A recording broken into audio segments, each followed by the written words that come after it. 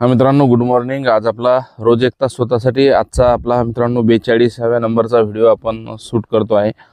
आणि या माध्यमातून जर आपण दैनंदिन रोज एक तास चालला तर नेमके आपल्याला काय फायदे होतील, तर यामध्ये मित्रांनो आपलं मधुमेहावर नियंत्रण राहतं आणि यासोबतच मधुमेहाचं कंट्रोल तर होतंच आणि सोबत आपण जर समजा पाऊण तास किंवा अर्धा तासापेक्षा जास्त चालत असाल तर निश्चित आपले स्नायू जे आहेत ते पण मजबूत होतात।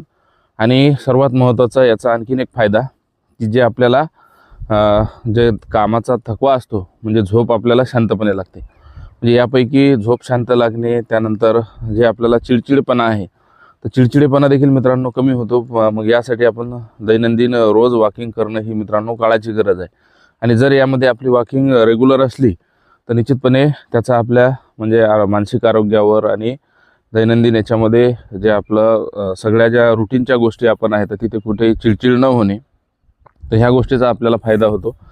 तर म्हणून आपल्याला वॉकिंग किमान सुरुवात करत असताना 20-25 मिनिट 3-4 दिवस थोडं हे होतं, परंतु त्यानंतर मित्रांनो रेग्युलर वॉकिंग ही आपल्याला फायदेशीर ठरते। म्हणून आपला आजच्या या सिरीजमधला आपण मित्रांनो 42व्या नंबरचा व्हिडिओ शूट करतो आहे आणि ही सिरीज आपण 100पर्यंत ही मित्रांनो आपली कंटिन्यू राहणार आहे। म्हणून या सगळ्या गोष्टी आपण लक्षात घ्याव्या व आजचा 42व्या क्रमांकाचा व्हिडिओ आपण हे करत असताना वॉकिंग आपली सुरू व्हावी हाच यामागचा उद्देश आहे।